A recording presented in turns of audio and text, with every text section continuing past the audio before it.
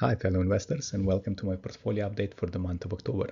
There have been some major changes in the P2P landscape, and the biggest one of them is definitely that it's the first time that I'm narrating my own video. So I'm using my real voice rather than the AI voice that I've been using so far. The structure of the video is as follows. I will go through my positions in my portfolio and detail some of the challenges that I encountered along the way. And as you see already by the welcome screen, I have some problems with Esketit, EstateGuru, and Lande. So let's look at the individual platforms and their performance. Income Marketplace has been an anchor in my portfolio since 2022. Although there are some problems with using it, like technical trouble with the web page, lender trouble, and cash drag, I carry on investing on it because it's a solid platform so far. My investment currently stands at 7,533 euros and has generated 53 euros of interest. My funds are fully allocated across all loan originators. As I already indicated in my previous video, I slightly restricted the investment settings to exclude the financially weakest loan originators like Current Auto. It is important to follow the news, to follow the regions, and to follow the loan originator's financial performance, and to adjust your investments based on the risks and your own risk tolerance. The next position in my portfolio is Lande.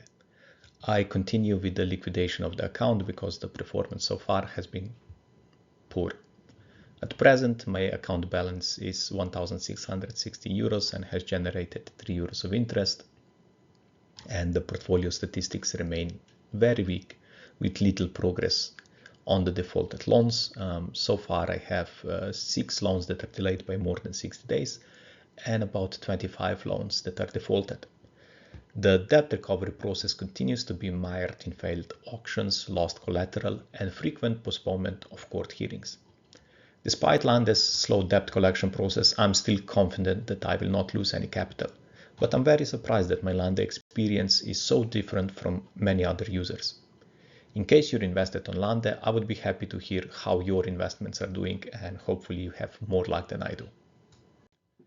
My Fintown account sits on 7,613 euros and generated 54 euros of interest. I like the platform because they're the only lender on it.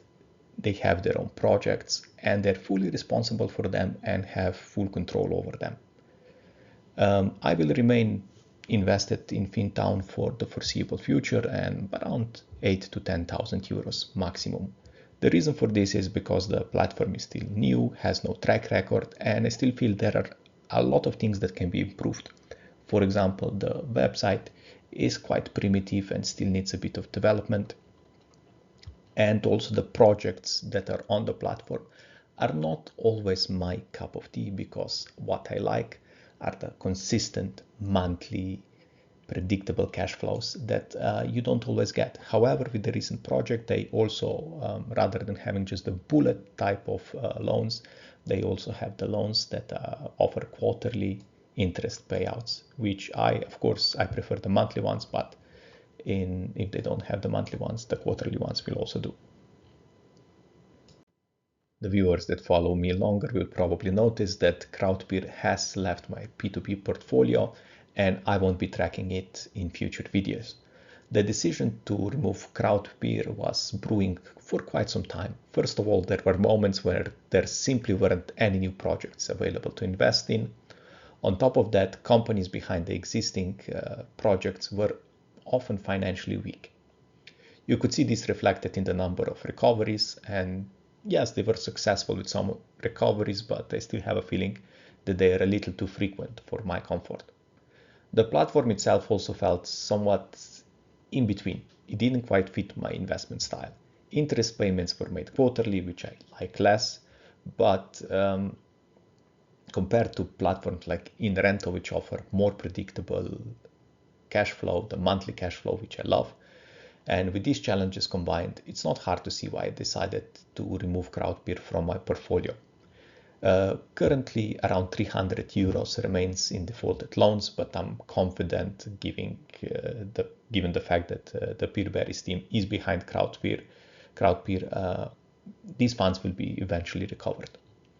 I started investing on Crowdpear back in April 2023, and over that time I earned a total of 755 euros in return. I'm also curious, how was your experience with Crowdpear, and do you agree with my decision? My 2,844 euros on EstateGuru are at a standstill because they are locked in defaulted loans, mainly Germany loans, but the portion of the portfolio that is still functioning generated 4 euros of interest.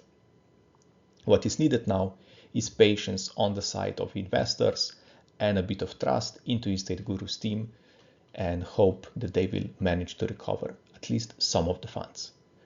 I wanted to remove EstateGuru from future videos and from the table where I track them, but I decided to keep it until the end, or at least until we have some more clarity with the defaults. Luckily, my exposure to Germany loans was limited, and I will probably get away with a minor loss. However, this means that roughly 2,100 euros that the platform generated over the 5 years that I was invested on it are gone. The InRento portion of my YouTube videos is always easy to do because InRento is such a straightforward platform. My InRento position is now worth over 12,000 euros and has generated over 100 euros of interest. The return on invested capital is around 10%. Their projects usually start with lower interest, but with capital gains that are paid periodically, the total return is normally higher. InRento is trying now to diversify the investment opportunities and offer projects not just from Lithuania, but also from Italy and Poland.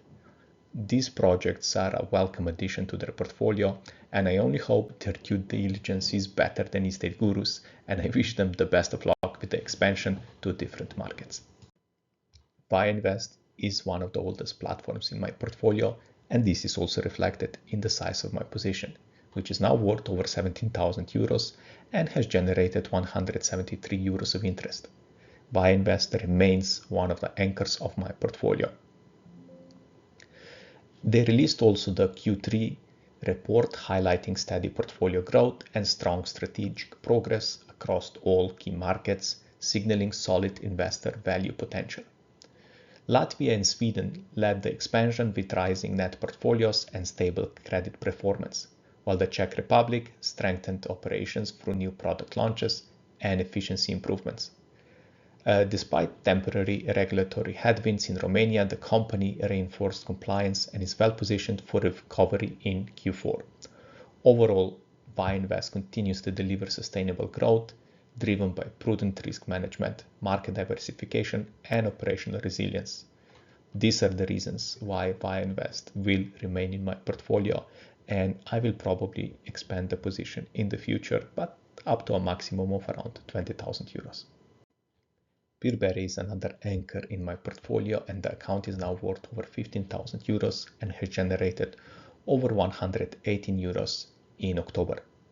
However, I continue to experience problems with the platform's auto-invest function, which struggles to deploy all available funds.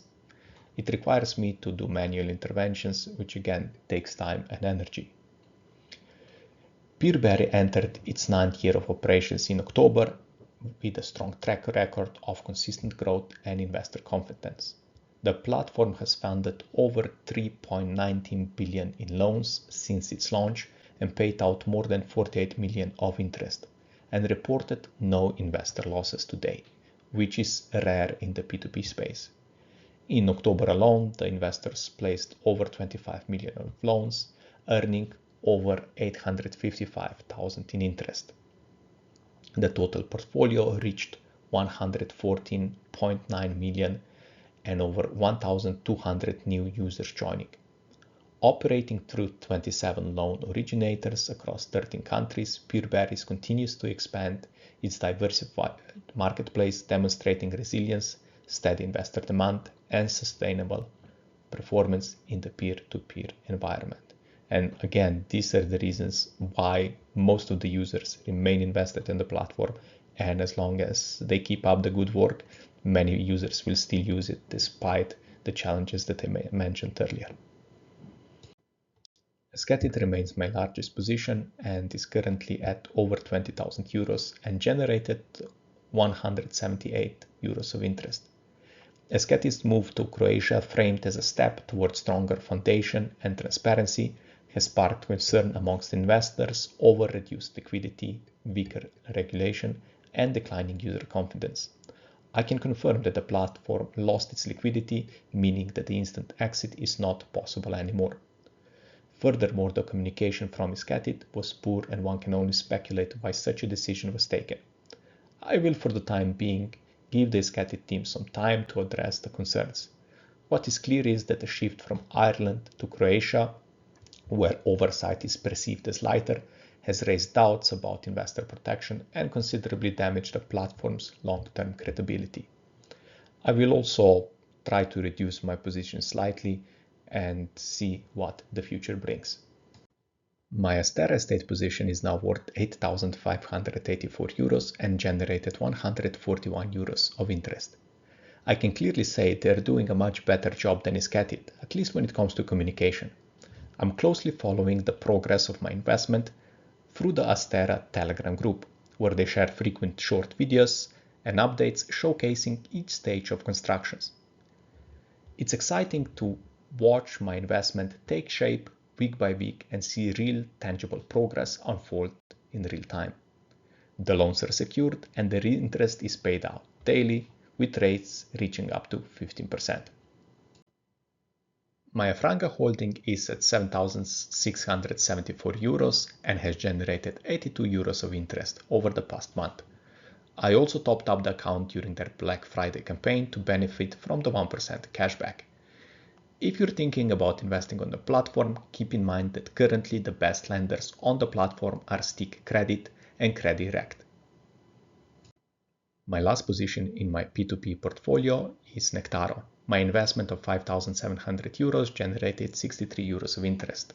Currently, their financially strongest lenders are the ones offering investments in Romania and Moldova, so keep that in mind when investing your hard-earned cash. For the month of October, my total income exceeded 970 euros, marking my second highest result to date.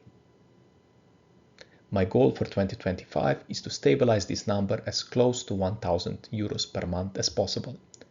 Reaching this milestone would be a meaningful achievement, especially when I think back to where I started. I still remember my early days in 2015 when I made my very first investment on Mintos. Back then, earning just a few extra euros at the end of the month felt incredibly rewarding. If you're considering getting into investing, my advice is simple. Do your research and start as soon as possible. I know how challenging it can feel in the beginning, but trust yourself and stay committed to your goals. It's also important to remember that there's really no such thing as passive investments. Anything that generates income requires effort, whether that's your time, energy, or money. In the P2P world, this means staying alert and following platform developments closely. For example, the recent Esketit changes caught many investors off guard, including me, and temporarily locked funds until the loans are repaid. Events like these make it mandatory that you stay on top of the developments. Thank you for following my investment journey. I encourage you to share your own experience and insights, as learning from each other is invaluable in navigating the complexities of P2P investing. Remember, always invest responsibly and never risk more than you can afford to lose.